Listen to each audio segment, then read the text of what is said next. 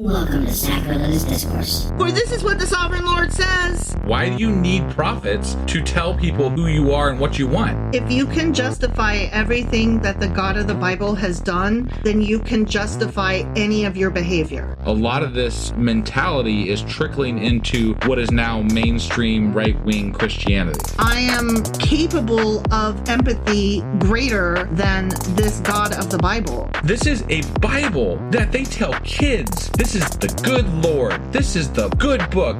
He is fantasizing about murder, mass murder. Head over to sacrilegiousdiscourse.com right now to find out how to leave us a review or support us on Patreon.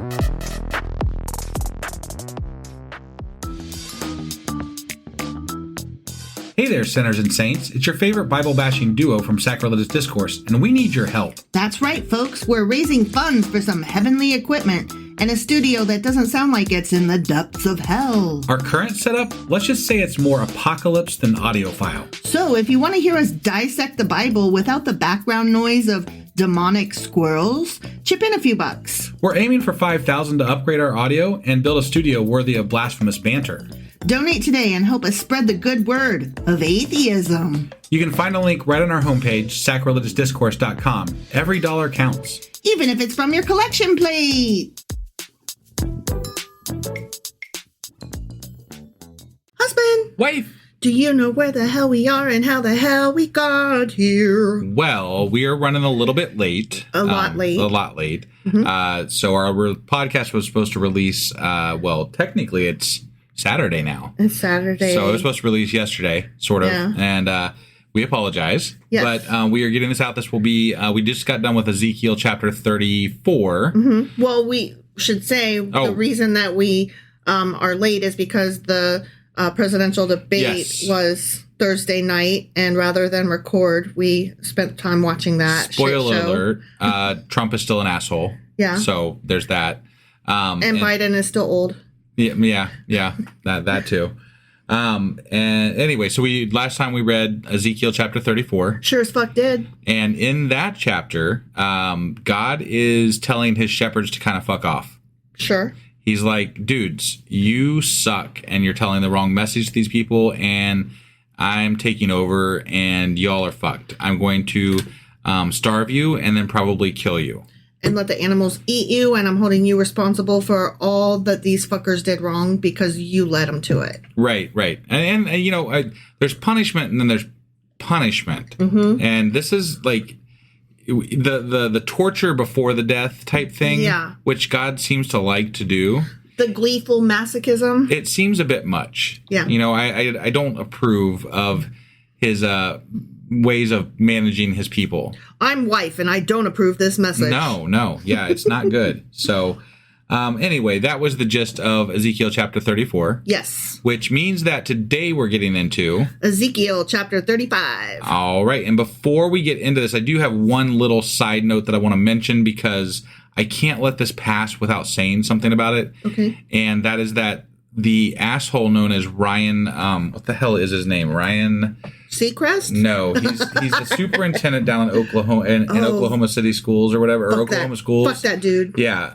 Anyway, I don't. You know what? I think it's Ryan Walters, but I don't even give a fuck about his name. He doesn't deserve to have his name mentioned. Mm-hmm. But at a recent meeting, they just declared that every teacher in the state of Oklahoma is going to be required to read and teach the Bible in school. Yeah, because they want it to reflect the importance of how Christianity helped found our nation. Yeah. Which, like, brute dudes. This is just, it's just, these people are seeking the limelight, right? Mm-hmm. They're like, oh, this shit really gets attention. I'm going to throw my name in the ring. And even if I lose, it doesn't matter.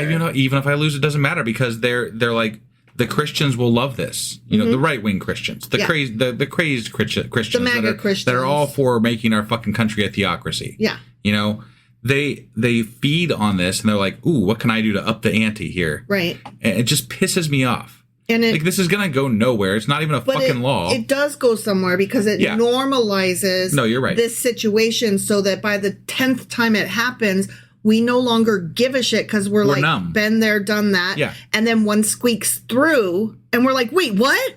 Yeah. That's how this happens. No, I'm well aware of what is happening and why it's happening. It's just, I had to say something because we can't let these things just keep passing without doing and saying something about them. So let that fucker know what you think of them, and let Oklahoma tell Oklahoma no fucking way. No fucking way. We have to say something. Yep. And anyway, I'm off my high horse here. We're going to get on with the Bible. Let's get on with the Bible. So we were in 34, and now we are getting into... Ezekiel 35. All right, let's do this. Okie dokie.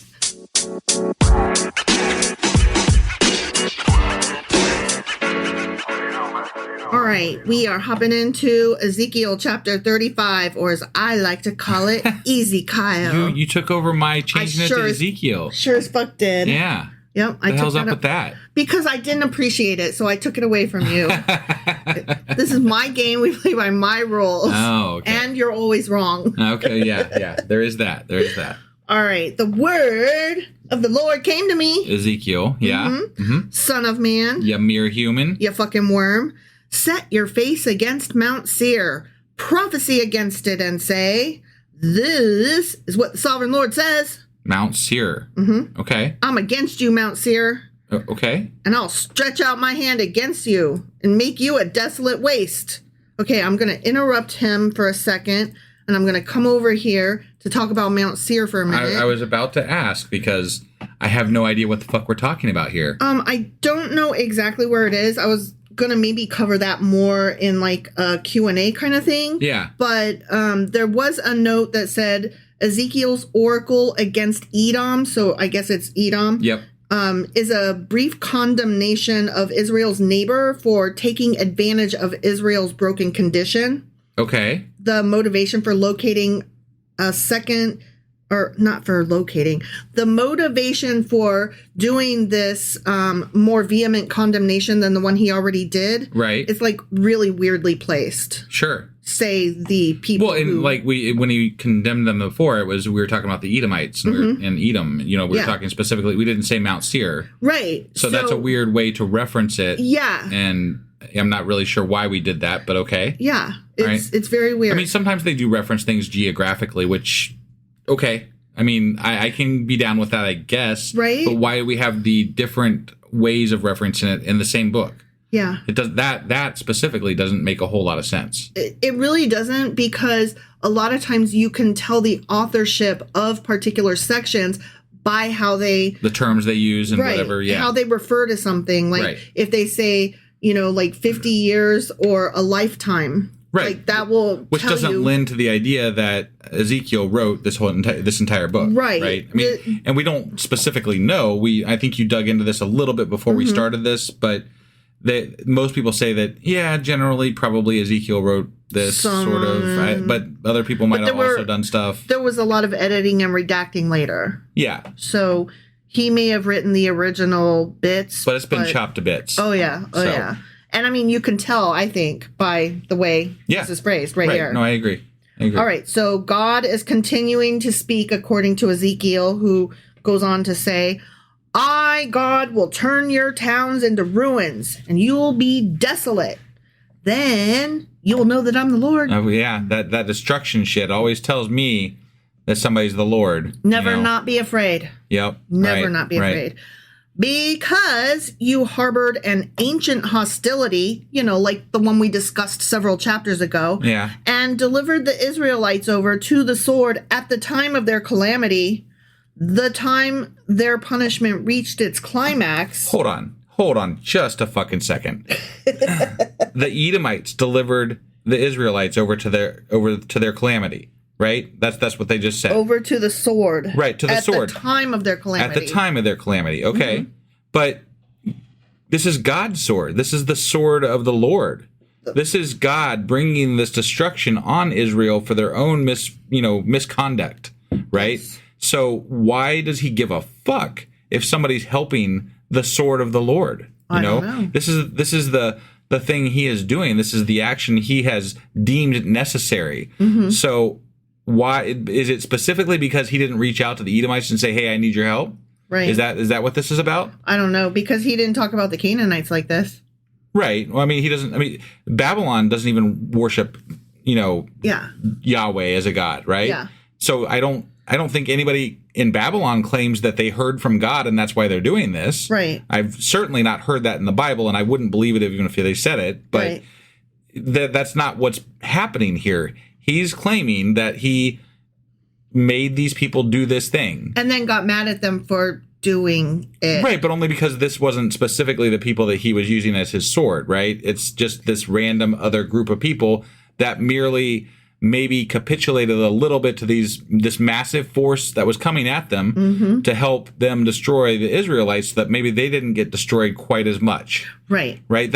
So whatever. Like, I don't really blame them that much. No. If you see imminent doom on the horizon, you do what you can to not die, right? Yeah. So, what? Okay, I'm sorry. I'm gonna end rant. That pissed me off. God's a dick. Fuck Yahweh. Yeah, I mean, if we should be mad at anybody for sending the sword towards the Israelites, it's gonna be God. Yeah. He's the one that said he did it. Yeah. Multiple times. Yeah. So because you harbored an ancient hostility and delivered the Israelites over to the sword at the time of their calamity, the time their punishment reached its climax, therefore, as surely as I live, which, again, do you though? Right, yeah. Declares the sovereign Lord, I will give you over to bloodshed and it'll pursue you. Because, Yeah. Pain. Yep. Pain. We love that bloodshed in the Bible. Since you did not hate bloodshed, bloodshed will pursue you. Hold on. Like, I don't hate mountain lions. Does that mean mountain lions are going to come after me and pursue me? No. Yeah, that's just a poorly phrased sentence. I don't care for it. Because this equals that. Yeah. No, that's not correct, sir. Right. You did that wrong. Well, and who exactly is it that doesn't hate that likes bloodshed or whatever in Edom, right? Or Seir or whatever. He may be also referring to some of their idolatry and whatever. But I'm saying what an apologist might say, like, sure. okay. You probably are saying that they, did child sacrifices or whatever. But I just like to point out that we're taught generally in society not to speak in generalizations, not to speak in, like putting everybody in the same basket, right? Mm-hmm. You can't speak to an entire culture and expect it to hold true for everybody, right? So he's saying we're going to destroy you guys, but who exactly is it their leadership? Is it their everybody on the ground? Everybody there was for this? Like, who is it exactly that we're destroying? And why are we destroying? I think these things matter. Right. If we're going to destroy people and we're going to fucking kill them because you're God and you're fucking petty, what is your reason? I need to know your reason, and I need to know, is this a genocide or like, are you going to have a remnant over there, or are you calling out like 5 people, or like what's going on? The whole town. Yeah. What about the babies, wives, and animals? Because you tend to not like those guys. Yeah, and when you get on a killing spree, you tend to kill everything. Right. Sort of. You kill everything, but then you come back later and say, well, but I'm going to let some of them go. So you don't kill everything, but you like to say you claim you kill everything. Yeah. So you sure claim that stake. God is a little confused often, I feel, and very much overreactive to situations that arise. Mm-hmm. And that's my assessment here. Sorry, I interrupted and then I just went off. So I apologize. You are in a mood, sir. I mean, yeah. But I mean, God brings it out the best of you. God, according to Ezekiel, will make Mount Seir a desolate waste and cut off from it all who come and go. Okay. I will fill your mountains with the slain. Those killed by the sword will fall on your hills. Is that like in your valleys and all your ravines? So is the mountain kind of like a Twinkie filled with bodies? Yes. Okay. Sorry, I just that was the imagery that was going through my head. I had to say it, so that's a big Twinkie. That's it, Ghostbusters, Yeah. Tell them about the Twinkie. Right. Of course, and then there's Zombie Land where I love the snowballs Twinkie in there. Yeah, it's great. Yeah. God, according to Ezekiel, will make you fucking desolate forever. Forever? Forever. Forever, ever? Forever, ever. Your towns will not be inhabited. Okay. Then you'll know that he is a dick. That I'm the Lord. How are you going to know it if you're dead? I was wrong. I didn't get that one right, apparently. I don't understand. I think I might be right, though. You're righter than this book. Right. Because how are they going to know that you're the Lord if they are not alive to know the thing? Right. I've questioned that multiple times. Like, I don't get it. It deserves repeating every time. Yeah. All right. Because you have said, these two nations and countries will be ours, and we will take possession of them, even though the Lord was there. Therefore, as surely as I live, declares the sovereign Lord, I will treat you in accordance with the anger and jealousy you showed in your hatred of them, and I'll make myself known among them when I judge you. Okay. Then you will know that I, the Lord, have heard all the contemptible things you said against the mountains of Israel. Okay, hold on. I got a note here. Okay. So where it said, because you said, Edom, that these two nations and countries will be ours and we're going to take possession of them. Assuming they're talking about Israel and Judah. Yeah. So that's what this suggests, that the Edomites plan to take possession of Israel and Judah following the Israelites exiled to Babylon. Well, sure. I mean, if the land's empty, why wouldn't you know, move in, right? Especially because these guys were like, what, frenemy, cousin kind of things? Yeah. So, and besides, apparently, like, according to this chapter, they probably made some sort of a deal with the Babylonians, right? Right. And so they're friendlier towards the Babylonians. Sure. The Israelites in Judah were rebelling against the Babylonians. Right. Or the whatever they were. The who was the other tribe that was? Shit, I can't remember now. Those astronomer guys. Yeah, the astronomer guys. I can't remember the name starts right with a C. Yeah. It's like right on the tip of my tongue, but I can't come up with it. We'll never see that word again. No, I know, right?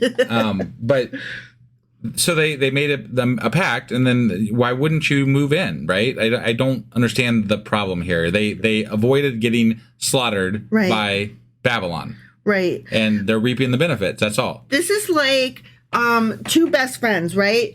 And they're fighting over a boy, right? And then one of them is like, okay, you can date him. And then is like, just kidding, never date him. And then, but then goes ahead and dates him herself. Yeah. And then, so the other one is like, oh, I guess he wants her, right?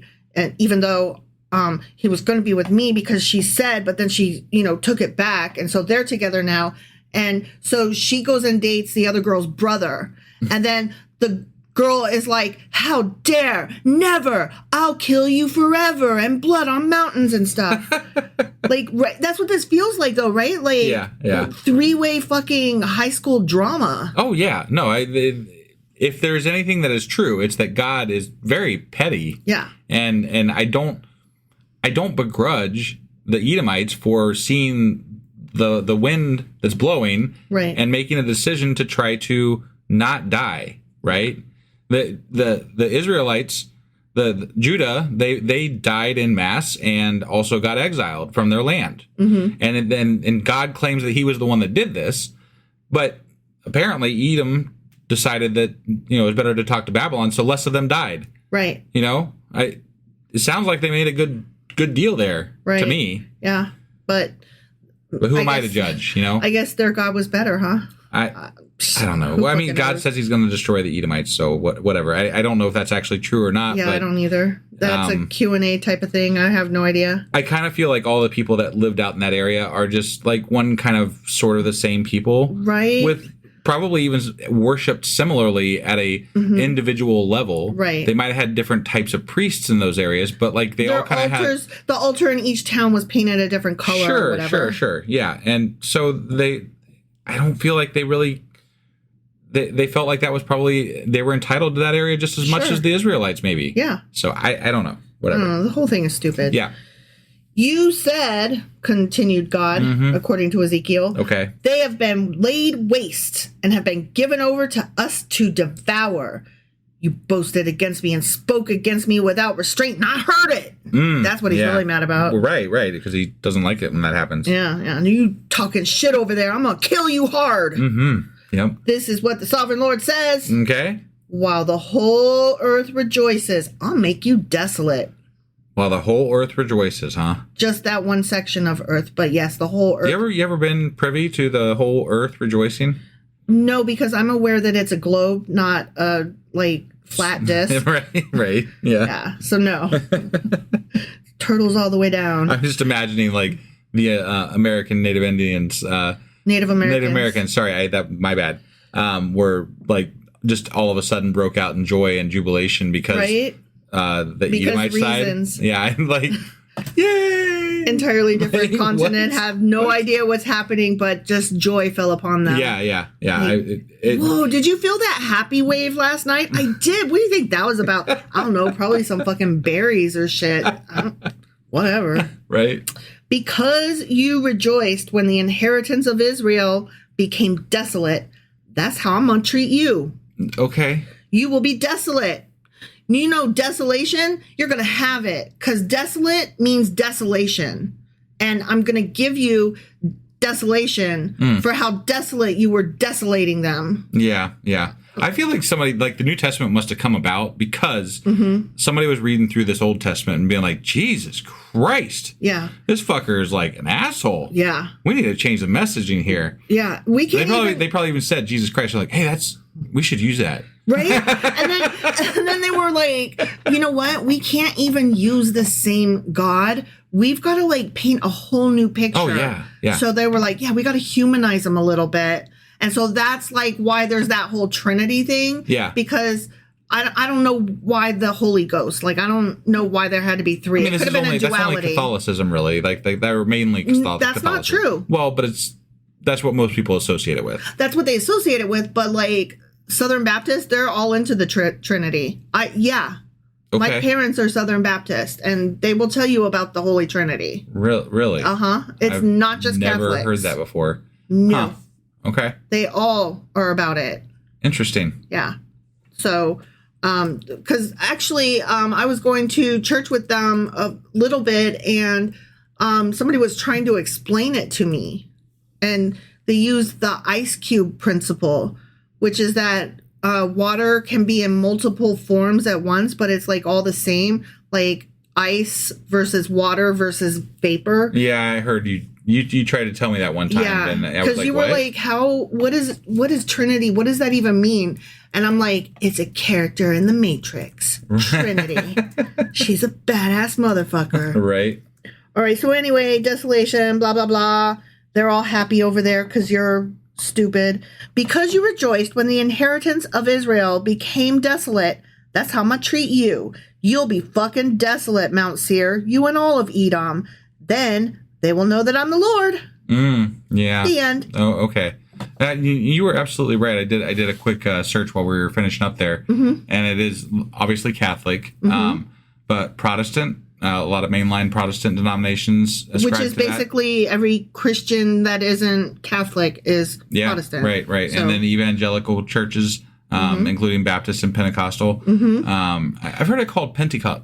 Pentecostal. I'm not sure how you pronounce it exactly. I always heard it Pentecostal. Well, I've been listening to Seth Andrews a little bit, and he always says Pentecostal. So I'm like, yeah, I don't know if that's just his way of jabbing at it or whatnot, but it makes me curious as to the actual pronunciation. Interesting. So when you said no, but that's what people associate it with, just the Catholics. You meant just you. So me personally, I take back what I said. Okay. Me personally, I didn't know that it was anything but Catholic. So I had no idea, honestly. I think it's funny, the more that we learn, the more that we unlearn stuff that we thought because we didn't know any better. Yeah. I don't know that does me any logistical good with how I view religion or anything. No, but it's just one more little thing that you're aware of now. Sure. Yeah. At least I can understand when I hear it that it might not be just Catholic. So that does help with understanding situations and where I hear that. So exactly. That's a plus, I guess. Yep. So yeah, I don't.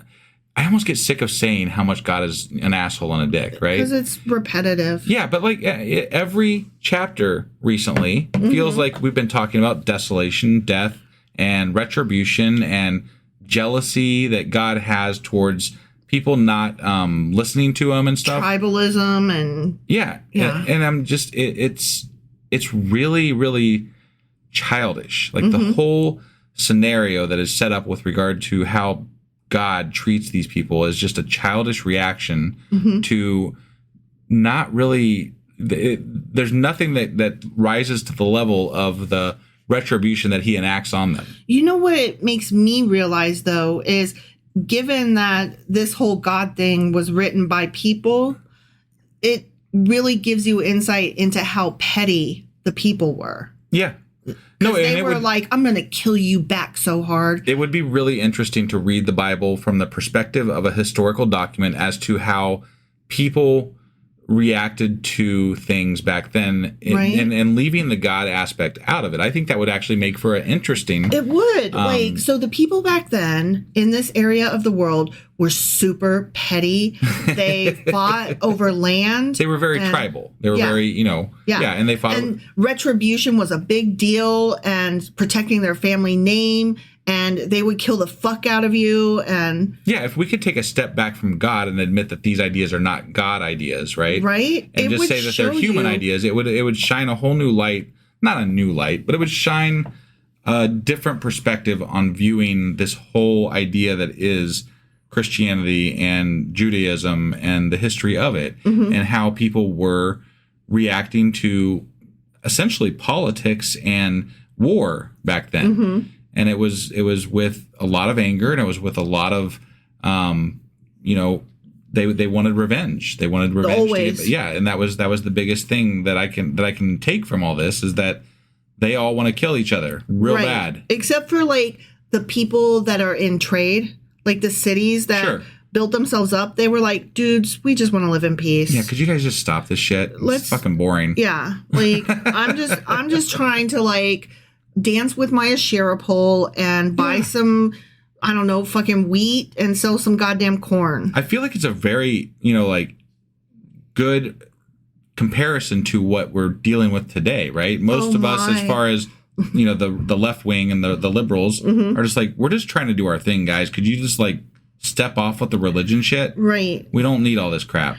Like, and we don't need your hatred towards all the different people. Like, what is this? Like, why are you doing this? Right. Like, I just want to be like, can you just tell me what is so mean in your heart that you literally take a stance against everybody doesn't deserve health care? Like, why though? We can afford for everybody to have it. Why would we not all... Like, that's cool, right? Like, everybody on the planet could have good medical, right? Yeah, like, right. We could actually, like, we earthlings, humankind. Yeah. We could achieve that if we all, like, pulled together and did it. Right. That would be amazing. Yeah. Who fights against that and, like, says it with a straight face? Yeah, I don't want some people to have medical. I don't. You're naive and childish. Like, what is naive and childish about, like, but I don't want them to die of cancer over there or starvation over there. Well, you say it in the intro, right? You have more empathy than this God is capable of. Right. Right. And I think that applies to a lot of people in the world. This God of the Bible has like zero empathy. He's not able to put himself in the shoes of his people or any other people on the planet and adapt to his teachings to make that better. And lo and behold, the people attracted to him also have no empathy. Right. Well, and that's I think this is very off the cuff, and I'm just like quoting something that I kind of remember from a while back. But there have been I think studies with regard to either I know what you're talking about. Right wing Christian, like the far right and maybe Christians, right? And I don't know, I don't want to say this with authority. No, but I understand what you're talking about. They operate more on their fear than they do on empathy. And people that are like us, that are more left-wing, progressive, liberal, they operate more on empathy than they do on fear. Right. Right? So it's different parts of the brains that are activated in these two types of people. And that's what causes a lot of the reactions and the differences that we have in society. I don't know how we fix that. And I think that a lot of it is due to how much you expose yourself to these fearful ideas or let yourself become fearful of ideas that are out there. But some of it may be just who you are. I always think it's a lack of curiosity too, though. Yeah, I don't know. There's got to be curiosity because, like, I was not raised to have any idea that there were other opinions, much less that they were valid. Sure. But I was so curious. Like, I want to learn everything. If I'm going to say I am this thing, then I want to know everything about what is it that I'm saying. Right. Like, I was thinking today on my way home that, maybe I want to start watching, like, women's basketball. Like, I honestly, like, it's so in the news right now. Sure. But then I was like, okay, so I need, this is the thought in my head as I'm driving home, right? I should look at all the teams and, like, pick a team and then, like, learn everything about, like, each player. And I don't know anything about how they get picked. And then I was like, do I want to do college women's basketball or do I want to do pro women's? And what about if I, like, learned other, like, I'm, like, thinking about this because I'm curious. I don't even fucking like sports. What is wrong with me? Yeah, I don't know. But I'm curious. You know what I'm saying? Right. Like, I want to know things. And if you don't have that curiosity. Sure. And I think curiosity and empathy are linked. I completely agree. I mean, if you have empathy, you want to put yourself in someone else's shoes so that you can understand their life better and then react to it appropriately, right? Right. And if you don't have curiosity, then I think you're right. They are linked, right? It's that curiosity is kind of what drives you to that empathy. Like, why is that person doing that? Well, let me think about it from their perspective, right? And kind of go from there. Like, if you have one, you're bound to develop the other. Yeah. You know what I mean? Well, and something we always say too is that we never want to stop learning, right? No, yeah, that's totally. a big thing. Is I think that if you decide that you know it all, you have stopped growing completely. You're not contributing anything to the furtherment of ideas or society at that point, in my opinion. Right. Because you have just decided that you are correct. And that is not any way to operate in the world. No. I think the more that generations have kind of defined themselves, like, everybody knows the boomers, right? Right. And all their faults. Sure. Right?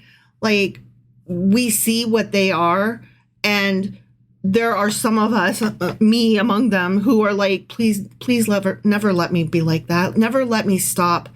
Like, never let me be done taking in new information. Yeah, and to be fair, I'm gonna be completely fair here, and that's that I see a lot of atheists and liberals that have very closed-minded ideas about what they are as well. Yes. Not as many as are on the right, but correct. They do exist on the liberal and atheist sides of things. Yeah.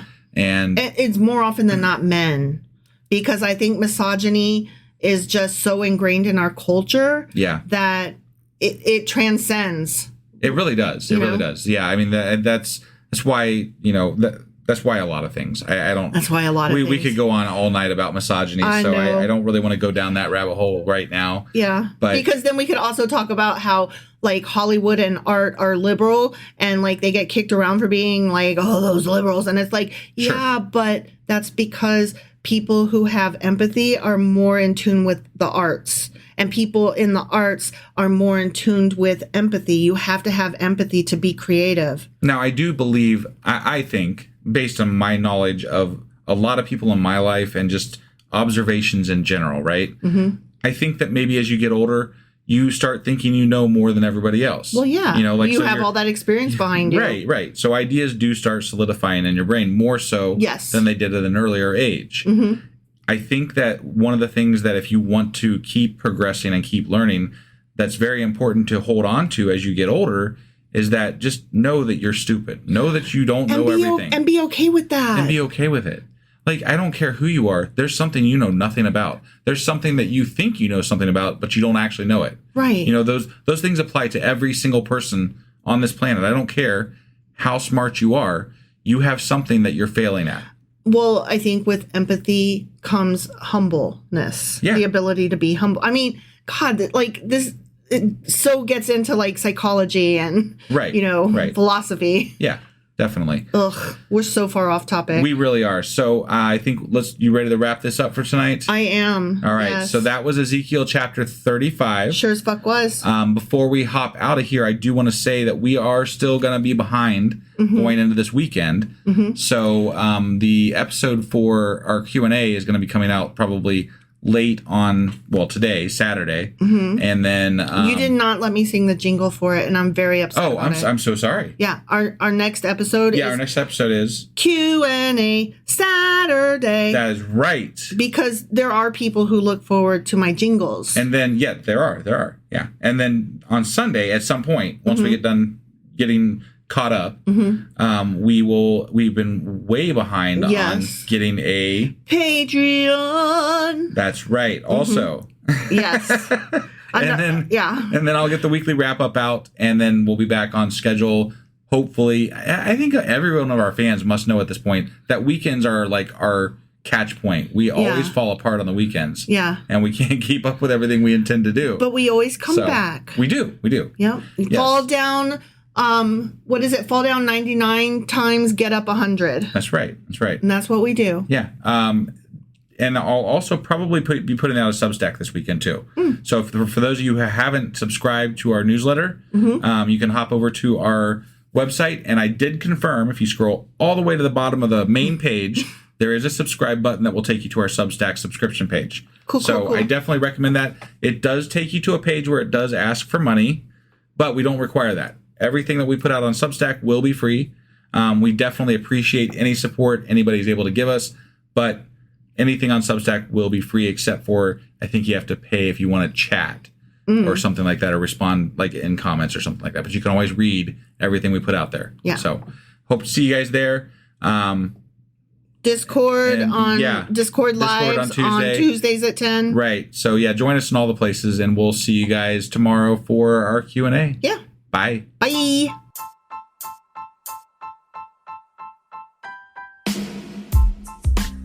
Hey, wife, I guess that's the end?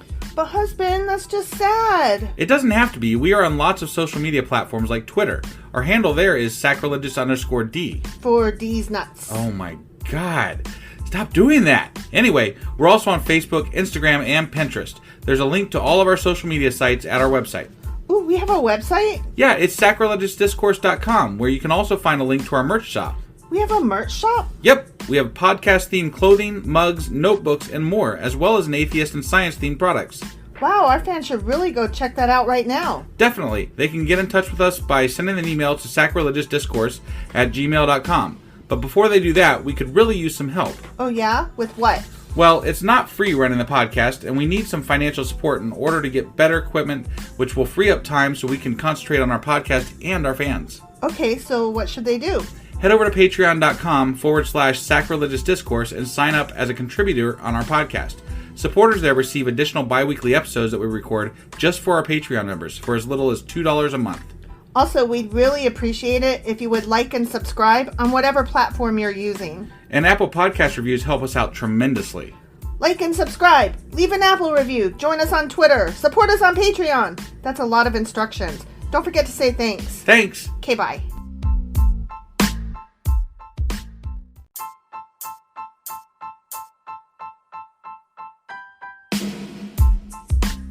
Hey, wife, I guess that's the end?